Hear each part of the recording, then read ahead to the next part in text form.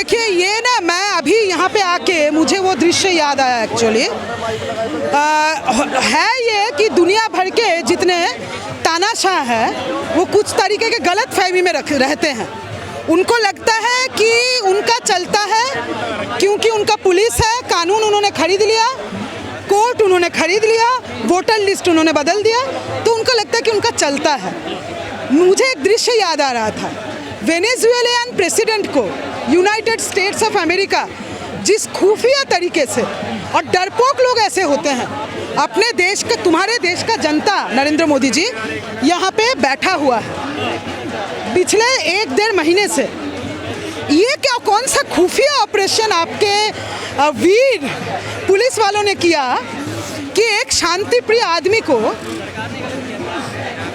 रातों रात में सुबह आके यहाँ पे सफ़ेद कपड़े से उनको ढक के फिजिकली एक फ्रेजाइल बॉडी जो 21 दिन से भूख हड़ताल में है, आपके वीर पुलिस वाले अमित शाह जी, आप ऐसा प्रशासन चलाते हैं कि जहाँ पे बलात्कारी को तो बेल मिल जाता है, दंगाई मंत्री बन जाते हैं, चोर देश छोड़ के भाग जाते हैं, लेकिन 60 साल का एक बुजुर्ग साइंटिस्ट 21 दिन भूख हड़ताल में जो है उसको शारीरिक रूप से उठा रहा है आपका पुलिस।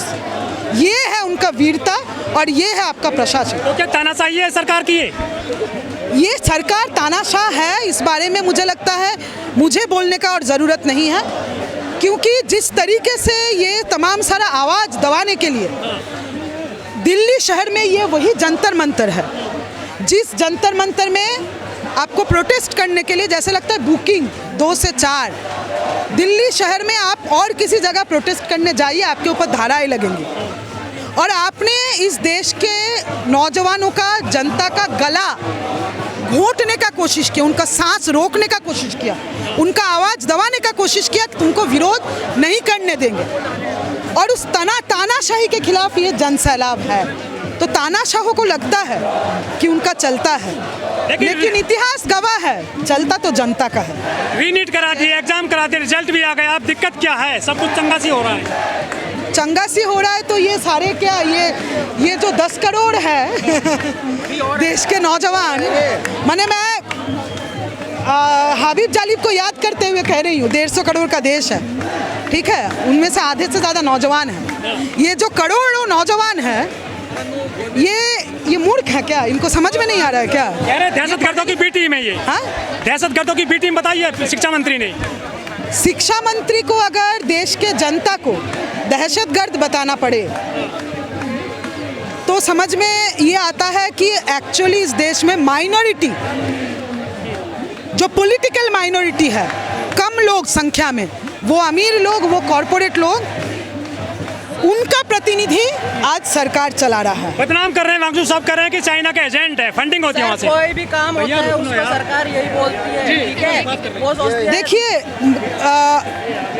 देश का 50 करोड़ नौजवान या 70 करोड़ नौजवान वो दहशतगर्द है। देश के और 20-30 करोड़ किसान वो खालिस्तानी हैं। मानेसर नोएडा के मजदूर वो गुंडे हैं। मानेसर नोएडा के मजदूर भी तो हैं, वो गुंडे हैं। तो अगर पूरा देश ही तुम्हारे खिलाफ है तो देश में जो जी रहा है, फसल उगा रहा है, पढ़ रहा है, मेहनत कर रहा है, पूरा देश ही अगर तुम्हारे खिलाफ है तो असली देशद्रोही तो तुम हो जो सरकार में बैठे हो। कह रहे हैं यदि इस्तीफा हो जाएगा तो क्या सारी समस्या हल हो जाएंगी स्टूडेंट्स की देश में? इस्तीफा सिर्फ एक सिंबॉलिक रिकॉग्निशन है कि समस्या है और सरकार इसको पहचाने। समस्या आज के समय में क्या है धरेंद्र? पेपर लीक तो एक समस्या है ही, लेकिन पेपर लीक के साथ साथ ये पेपर लीक हो क्यों रहा है समझिए। भ्रष्ट लोग तो बैठे हुए हैं, लेकिन उससे पहले सारे माने ऐसे शिक्षा व्यवस्था को ख़त्म कर दो जिससे नौजवान पीढ़ी आगे जाके सम्मानजनक नौकरी मांग पाए। वो तो एनईपी लेकर के आए, कह रहे हैं कि हम जो है परीक्षा पे चर्चा भी करते हैं मोदी जी। तो वो करते हैं, उनके पास टाइम बहुत है, वो बहुत सारा चर्चा करते हैं। वो विदेश में जाते हैं तो उनके पास टाइम इतना है कि हिंदुस्तान के पक्ष में कोई ट्रेड डील पास हो ना हो, मेलोडी का पैकेट खरीदने का टाइम उनके पास है। मोदी जी के पास टाइम बहुत है, कभी पत्थर पे लेट जाते हैं, कभी मेलोनी और मोदी दोनों का मिला जुला के पता नहीं विरुष का कुछ सोचे होंगे ऐसा ही कुछ कि मैं भी कर सकता हूँ। तो उनके पास बहुत टाइम है, लेकिन उनके पास जो नहीं है वो है देश को, देश की जनता के पक्ष में चलाने का सदिच्छा। क्या जन आंदोलन बनेगा ये? जन आंदोलन इससे बड़ा और लोग हैं मैम, 65 करोड़ की आबादी है देश में युवाओं की, हाँ, सभी लोग तो नहीं आए यहाँ। मैंने ये सब इतना सवाल ही ऐसा मीनिंगलेस है कि मैं जवाब नहीं देना चाहूँगी। देखिए, सभी लोग वोट से बनी है सरकार, कैसे हट जाएगा आसानी से शिक्षा मंत्री? पहली बात तो ये सरकार वोट से बनी है कि नहीं, इस पर भी सवाल है।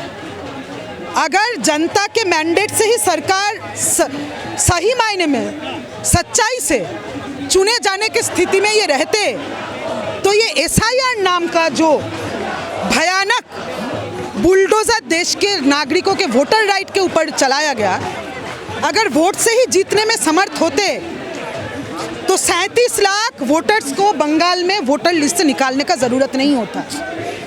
बिहार में करोड़ों मजदूरों को, गरीबों को वोटर लिस्ट से निकालने का ज़रूरत नहीं हो।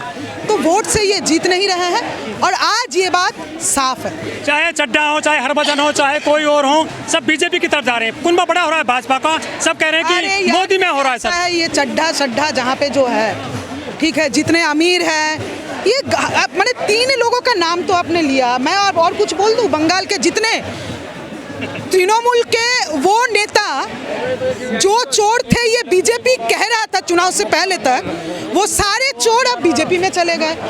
तो चोर, लुटेर, चड्ढा, भ्रष्टाचारी, जिनका रीढ़ का हड्डी नहीं है इंसान होते हुए, और जिनके मस्तिष्क में ग्रे मैटर नहीं है और दिल में सच्चाई नहीं है, ऐसे भ्रष्ट चोर कुछ भाजपा में गए और देश का आवाम यहाँ है और सिर्फ यहाँ नहीं है। 20 को क्या होगा मैम? 20 की कॉल दे रखी है कि संसद भवन की तरफ जाएंगे। देखिए क्या होता है। लाठी ले खड़ी है पुलिस बाहर। हिंदुस्तान याद दिलाएगा कि इस देश का नाम हिंदुस्तान है।